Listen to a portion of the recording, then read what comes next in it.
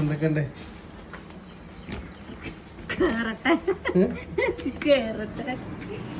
ഞാനും പോയിട്ടോ, ഒറ്റയ്ക്കല്ല.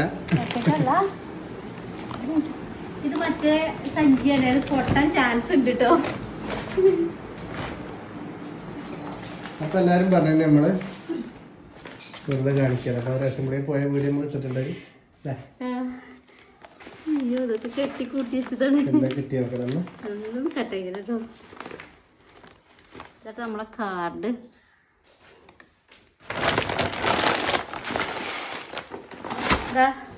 നല്ല അരിയാണ് കേട്ടോ, ചാക്കരി. നമുക്ക് ഇതേ പറ്റുള്ളൂ, മറ്റേ പറ്റൂല.